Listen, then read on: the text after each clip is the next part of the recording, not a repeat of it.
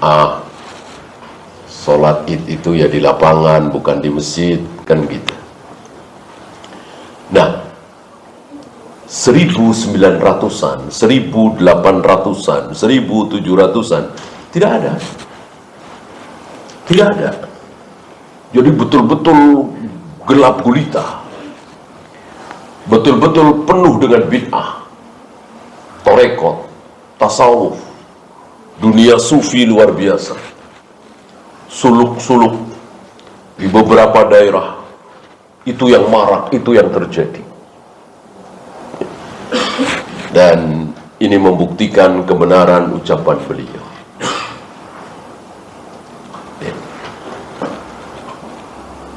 Ini sangat berbeda jauh ketika kaum muslimin berkibar dalam sunnah.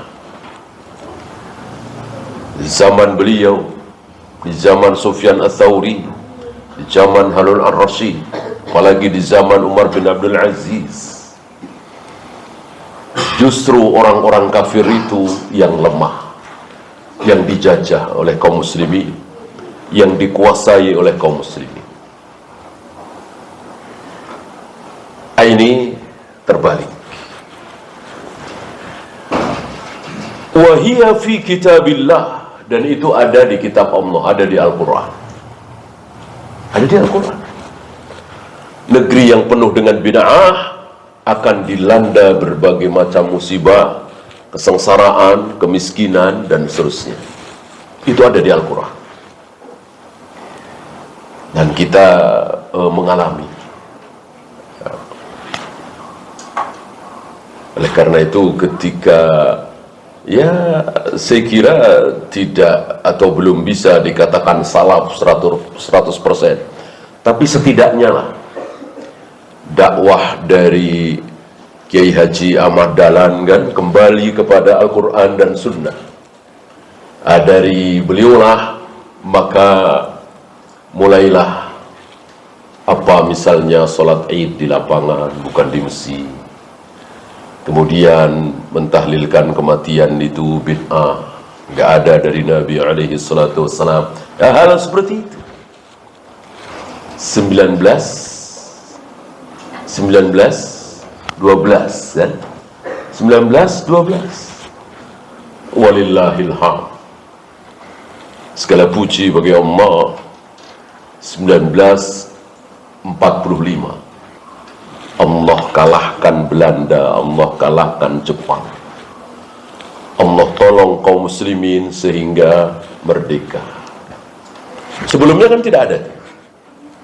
1900, 1800, 1700. Dan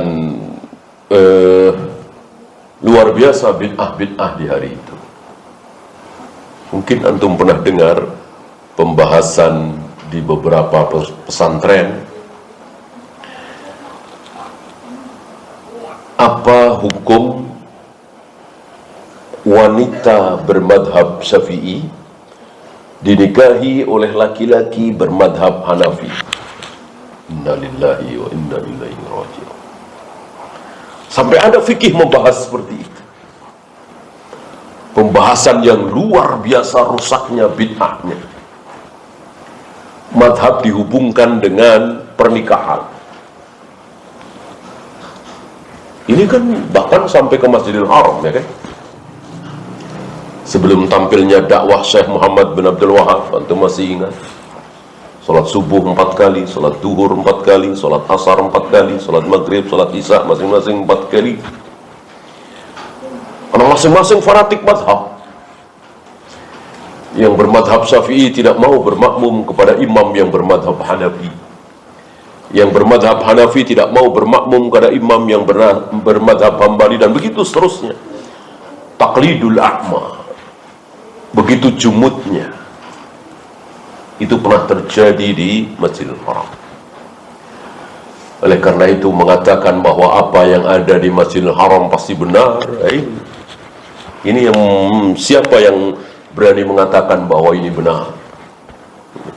Masjidil Haram, masjid paling mulia di muka bumi ini, tempat yang paling dicintai oleh Allah, Tapi bukan berarti apa yang ada di sana sepanjang zaman pasti benar, tidak. Seperti hari ini, di sana ada Qiyamul Lail 2 kali. Yang pertama habis Isya, yang kedua menjelang sahur. Ini tentu butuh dalil. Kalau Rasul dan para sahabat belum pernah melakukan seperti itu, mana mungkin menjadi sunnah? Apa iya sunnah kok tidak dikenal, tidak dilakukan oleh Rasul dan para sahabat? Mana ada sunnah tidak dikenal oleh Rasul dan para sahabat? Walaupun dikenal oleh Imam Syafi'i, Imam Bukhari, Imam Muslim, tapi Rasul dan para sahabat nggak kenal, nggak melakukan, mana mungkin dibilang sunnah?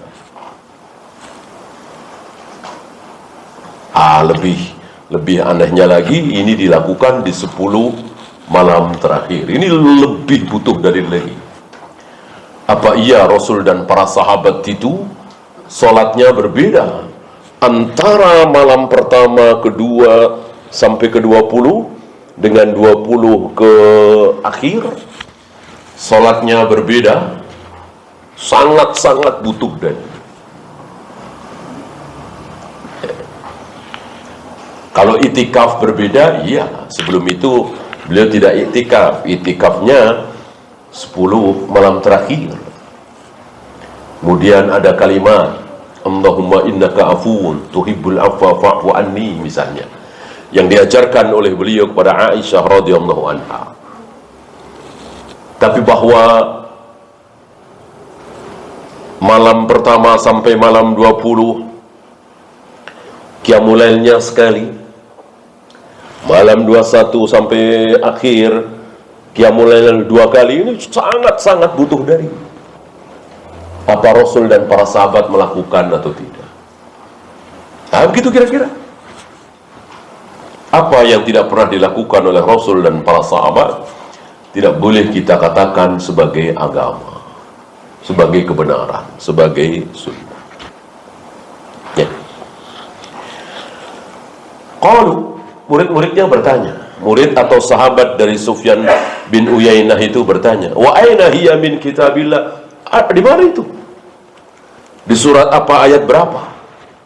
Yang mengatakan kalau pelaku bid'ah itu, negeri yang penuh dengan bid'ah itu akan dilanda kesengsaraan, kemiskinan, keterbelakangan, dan seterusnya.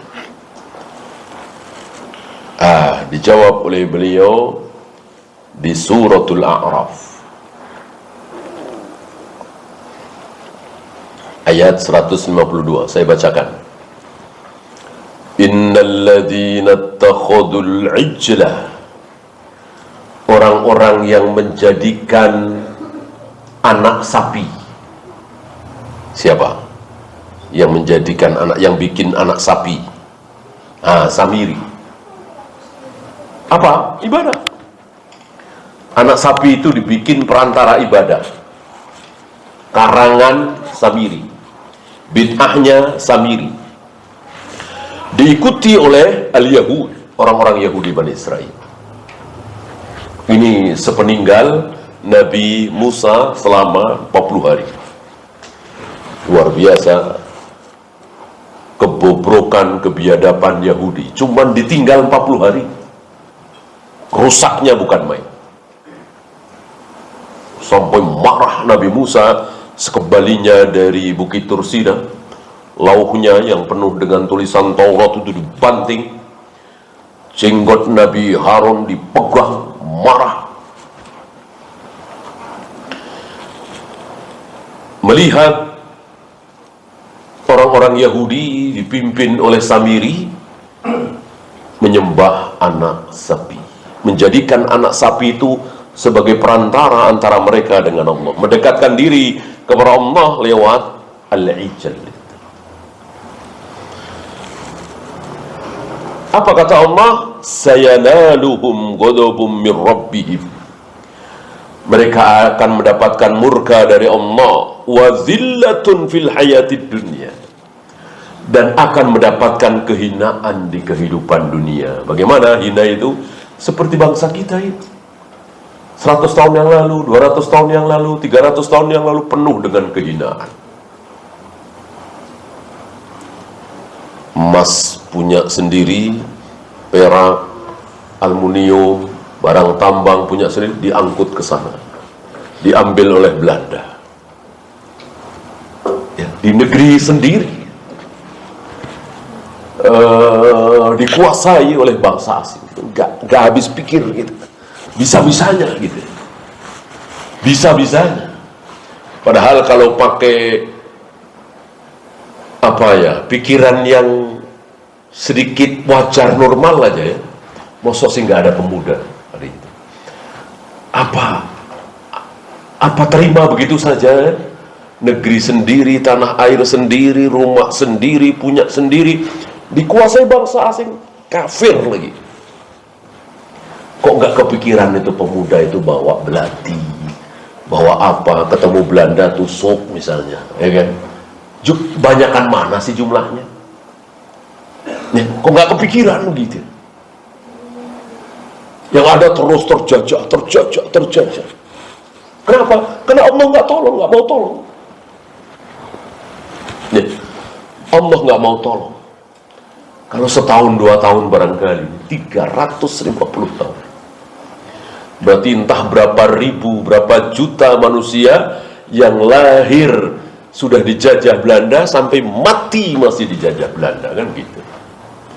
Umur manusia kan paling 70 tahun, 80 tahun, 60 tahun, 50 tahun. Ini Belanda menguasai Indonesia 350 tahun. Berarti berapa juta manusia yang lahir sudah dijajah Belanda, mati masih dijajah. Waliyadzubillah. Dan ternyata bukan cuma Indonesia kan, yang dijajah oleh negara-negara kufar kan bukan cuma Indonesia. Yang menjajah bukan cuma Belanda, ada Spanyol, ada Portugis, ada Perancis, ada Jepang, rata-rata negara kafir. Shadaqah Rasulullah sallallahu alaihi wasallam. Sudah dinubuatkan oleh Nabi 1400 tahun yang lalu, 1000-an atau 1100 sebelum negeri-negeri Islam itu dijajah oleh orang-orang kufar. Antada'a alaikumul umam, kelak kalian akan didatangi oleh umam jamak dari umat, artinya umat-umat. Orang-orang kafir akan mendatangi kalian seperti orang-orang mendatangi qas'ah. Qas'ah itu semacam nampan, di situ ada makanan yang biasa di situ didatangi oleh 4 orang, 5 orang, 6 orang, makan bareng gitu. Nah begitu kira-kira persis. Apa yang didatangi oleh orang-orang kafir itu negeri-negeri miskin? Tidak. Negeri-negeri yang penuh dengan barang tambang, rempah-rempah, hasil bumi dan seterusnya, dikeruk habis oleh mereka. Persis yang disabdakan oleh Nabi alaihi salatu wassalam. Sampai merinding, gemetar para sahabat, nggak habis pikir ya. Amin killatin nahnu yauma idzin ya Rasulullah. Apa gara-gara hari itu jumlah kita sedikit ya Rasul?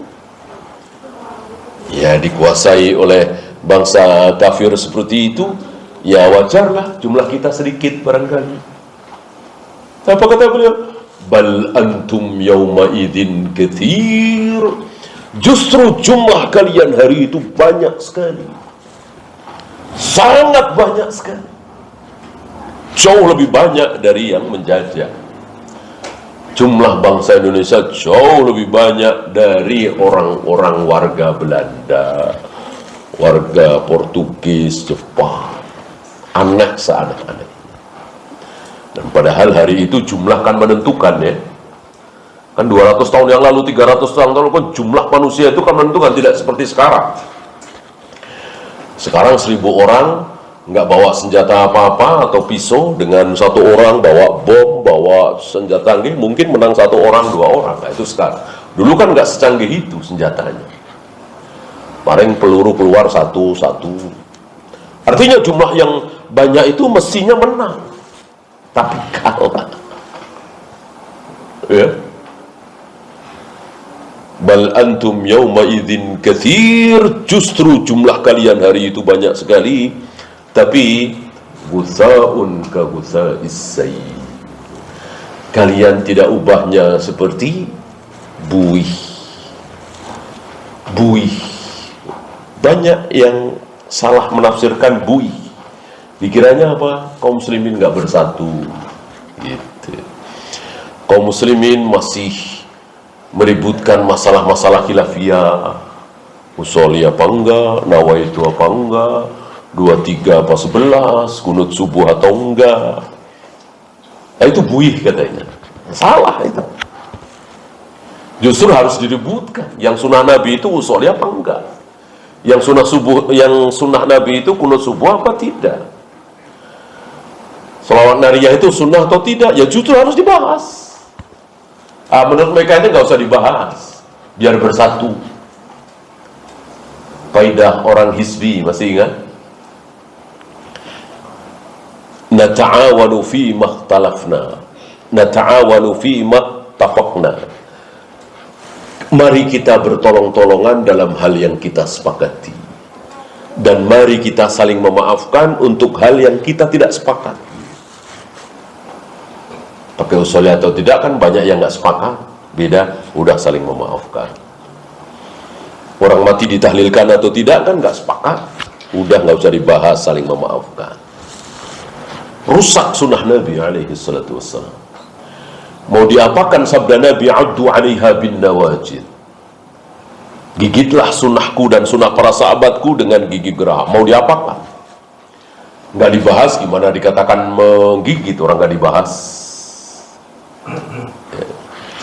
Yang benar, gutha'un ka gutha'is sayl, seperti buih di lautan. Yang dimaksud buih adalah tidak pernah berani melawan arus. Namanya buih tentu mengikuti arus. Arus ke selatan, buih ke selatan. Arus ke barat, buih ke barat. Nggak ada arus ke barat, buih ke timur. Nggak mungkin. Buih itu kira-kira. Jadi kaum muslimin mengikuti arus. Apa kata orang kafir? Apa kata Amerika? Apa kata Eropa? Apa kata Jepang? Apa kata PBB? Ikut. Mereka teriak demokrasi, ikut demokrasi. Mereka teriak HAM, ikut HAM. Tidak punya pendirian sendiri. Kami muslim, kami nggak kenal HAM, kami nggak kenal demokrasi, kami taunya syariat Islam, sunnah Nabi alaihi salatu wassalam. Itu baru, bukan buih kalau begitu. Punya pendirian, punya prinsip. Inilah muslim, kami muslim. Jadi Islamnya bukan hanya ketika sholat, ketika wudhu, ketika baca Al-Quran, ketika zikir, ibadah-ibadah mahdoh ritual, tidak. Berpakaian, berekonomi, berpolitik, pakai cara Islam. Udkhulu fis silmi kaffatan. Masuklah kalian ke dalam Islam ini sempurna, bukan sholatnya doang, puasanya doang, zikirnya doang.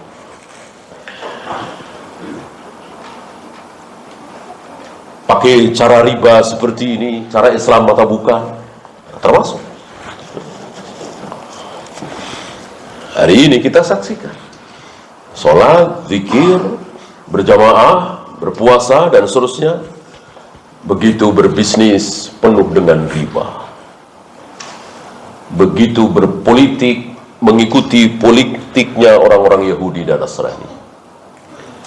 Begitu bergaul, berpakaian, penuh dengan pakaian orang-orang Yahudi dan Nasrani.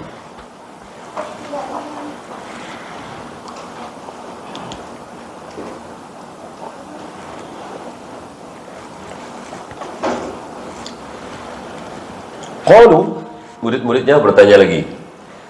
Murid-muridnya atau sahabatnya bertanya lagi, seolah memprotes ucapan Sufyan bin Uyainah. Ya Aba Muhammadin, wahai Abu Muhammad, ini kunyah dari Sufyan bin Uyainah. Hadihi li ashabil ijli khassatan. Itu khusus orang-orang yang menjadikan anak sapi sebagai perantara antara mereka dengan Allah. Itu khusus mereka. Bukan bid'ah secara umum.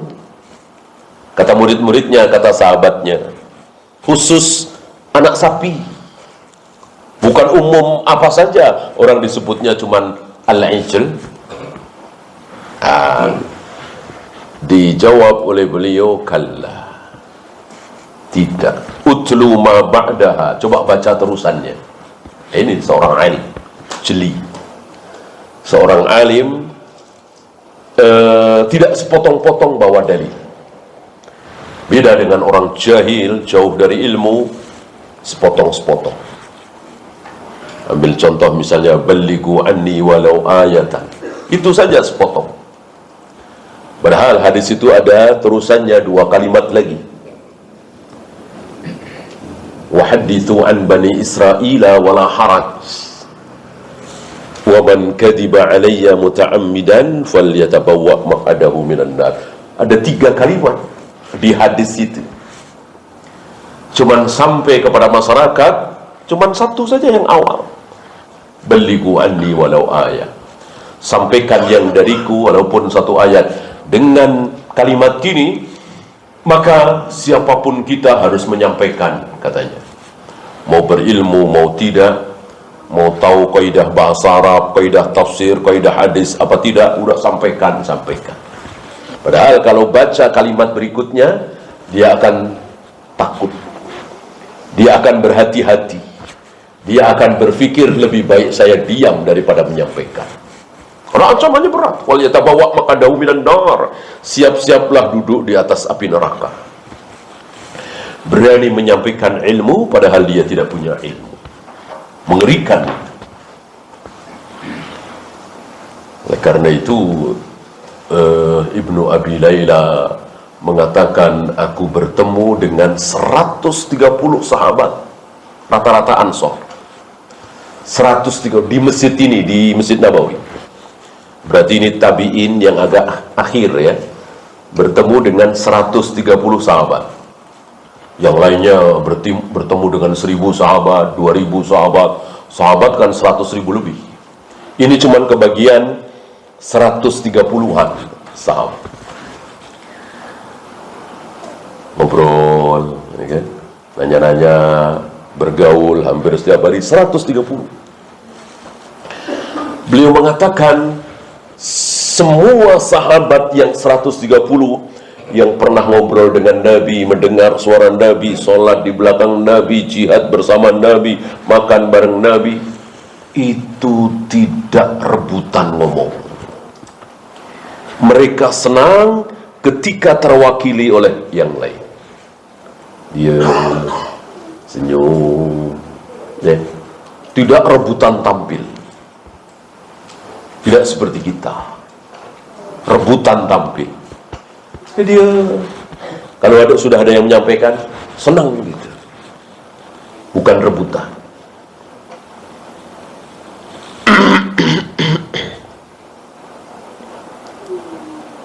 Nah, salah satu yang menyebabkan mereka tidak berebut tampil, tidak ambisi untuk tampil, ya, ancaman. Sampai salah menyampaikan, fatal sekali. Falyatabawwa maq'adahu minan nar. Dia telah mempersiapkan tempat duduknya di neraka. Nah, ketika murid-muridnya atau sahabatnya beranggapan bahwa itu khusus orang-orang Yahudi yang menjadikan anak sapi itu ditipu oleh Samiri itu, beliau mengatakan, kalla, tidak sama sekali. Utlu ma ba'daha, coba baca kalimat berikutnya di ayat itu, di Al-A'raf 152 itu. Apa? Wa kadzalika najzil muftarin. Demikianlah kami balas orang-orang yang mengada-ada dalam agama ini. Berarti luas sekali semua. Yang masalah usuli, yang masalah tahlilan, yang masalah salawat nariyah, yang seluruh masalah bid'ah. Ketika bid'ah itu merajalela dilaksanakan oleh kaum muslimin, siap-siaplah hina, miskin, terjajah, terbelakang. Dan itu sudah dialami oleh bangsa kita 350 tahun. Dan sekarang kan belum kita belum meninggalkan kemiskinan itu, bahwa terjajah sudah enggak, ya. Tapi kemiskinan masih banyak, keterbelakangan masih banyak. Karena apa? Ya bid'ahnya masih banyak. Luar biasa bid'ah ini.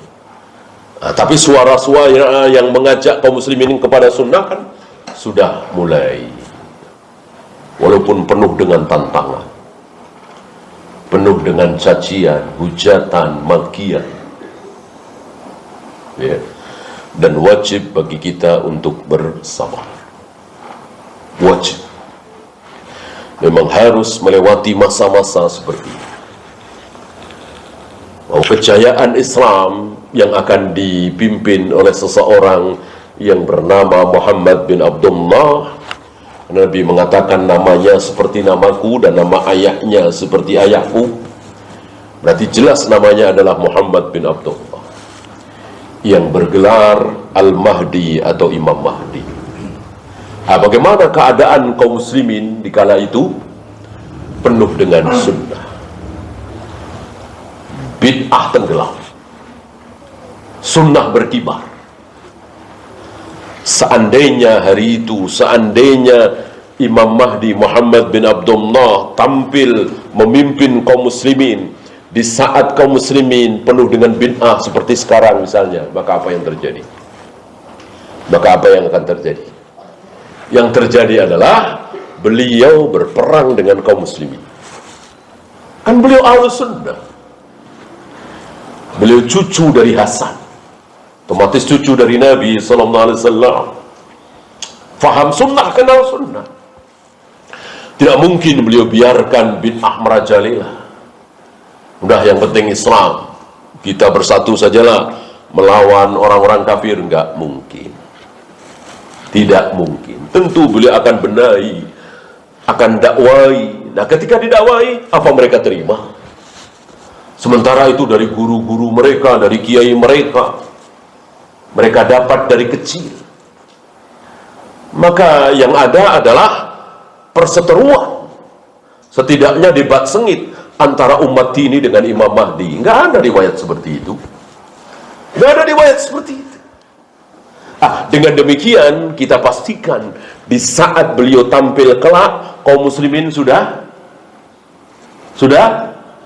paham sunnah. Ketika beliau tampil di muka bumi ini, kaum muslimin sudah paham sunnah. Di sini rahasia ucapan Syahalbani. Apa salah satu ucapan beliau? Mari kita sambut kedatangan beliau dengan cara mendakwahkan sunnah, menyebarkan sunnah. Karena tidak mungkin beliau akan tampil di tengah-tengah kaum muslimin yang penuh dengan bid'ah seperti sekarang ini. Tidak mungkin. Seandainya hari ini beliau muncul, apa yang akan terjadi? Antum sudah bisa bayangkan. Tentu cacian, makian, hujatan akan keluar dari mulut kaum muslimin kepada beliau. Karena beliau tidak mungkin membiarkan bid'ah merajalela. Tentu beliau akan sebarkan sunnah. Tentu beliau akan mengatakan hak-hak, batil-batil, sunnah-sunnah, bid'ah-bid'ah, syirik-syirik, tauhid-tauhid. Beliau tidak akan biarkan kaum muslimin berbondong-bondong mengunjungi kuburan keramat, jimat-jimat. Apa yang terjadi? Ya tentu kaum muslimin akan melawan. Terjadi perseteruan.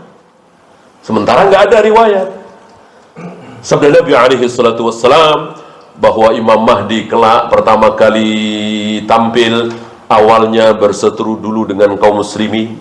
Nggak ada.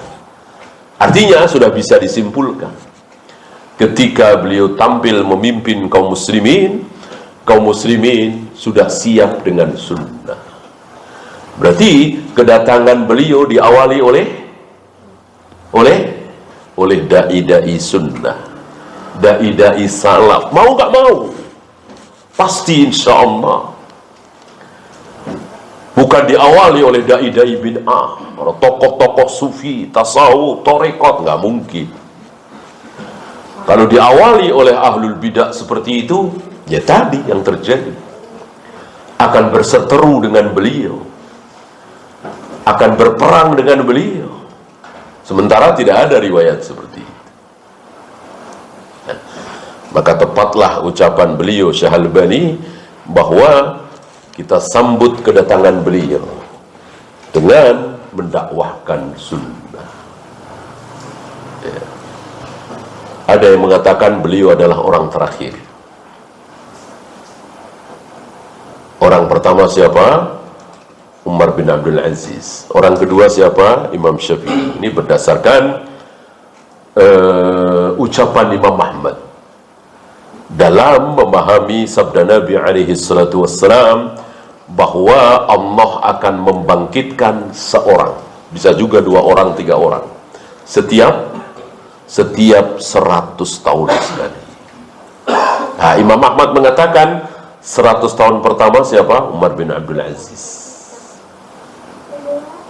Bukan berarti Umar bin Abdul Aziz lebih faham dari sahabat, bukan itu maksud beliau. Tetap para sahabat lebih faham dari Umar bin Abdul Aziz.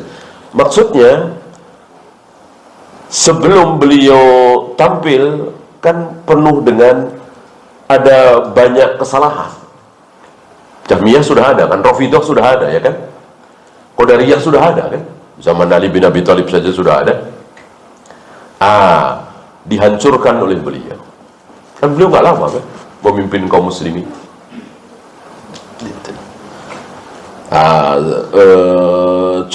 Contohnya seperti ucapan Anas bin Malik. Anas bin Malik pernah mengatakan, aku belum pernah sholat di belakang imam yang sholatnya mirip dengan sholat Nabi alaihi salatu wassalam, kecuali di belakang anak muda ini, yang dimaksud Umar bin Abdul Aziz. Berarti selama ini Anas bin Malik melihat pada jauh dari sunnah gitu. Yang dimaksud pemimpin-pemimpin ya. Tampillah beliau Umar bin Abdul Aziz yang sangat faham dengan sunnah Nabi alaihi salatu wassalam. Ini ucapan Imam Ahmad. Umar bin Abdul Aziz yang pertama, 100 tahun kemudian Al-Imam Asy-Syafi'i. Kemudian ketiga, keempat, kelima, keenam dan seterusnya. Yang terakhir Muhammad bin Abdullah Al-Mahdi atau Imam Mahdi.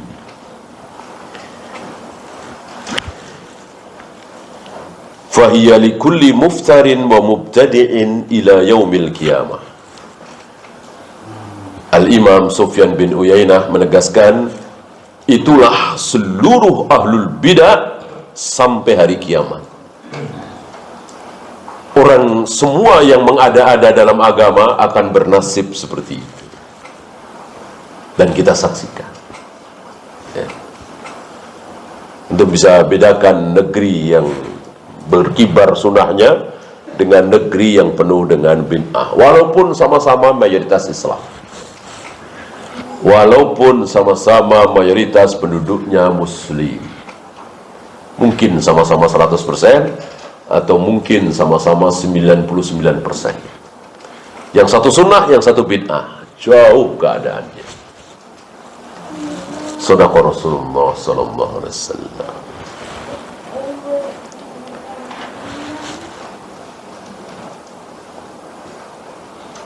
Saya bacakan satu kaidah lagi.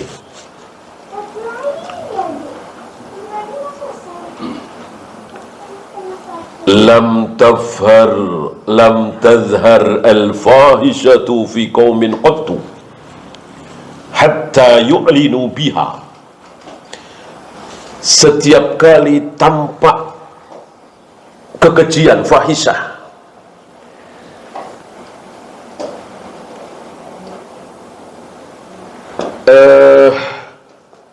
merata ya. Jadi pelakunya bukan seorang dua orang, bukan 10-20, tapi merata, dan itu perbuatan keji ya. Berzina misalnya, atau liwat misalnya, LGBT, maka illa fasha fihim at-ta'un wal awja' allati lam takun madat fi aslafihi. maka akan muncul ta'un, muncul penyakit yang sebelumnya belum pernah ada. Kita baru saja melewati. Kita tidak tahu, kita tidak mengadakan survei, tapi kita yakin dengan ucapan ini. Tidak mungkin Allah menurunkan ta'un itu, wabah itu, yang sebelumnya belum ada. Ya. Ini selama kita hidup, dari kita kecil, baru dengar kan? Ada penyakit begitu meluas penularannya, bukan cuma satu daerah, tapi satu negeri, bahkan berbagai macam negara, bahkan hampir seluruh dunia. Ya. Apa yang terjadi? Ada kemaksiatan, ada fahisyah, ada kekejian yang dilakukan oleh mayoritas manusia. Ya. Karena Allah tidak zalim. Ketika Allah turunkan keburukan, penyakit misalnya, bala misalnya, itu karena ada sesuatu. Ada kesalahan yang dilakukan oleh umat manusia. Nah, maka jalan satu-satunya adalah taubat. Taubat, memperbaiki diri. Ini tidak seperti orang kafir.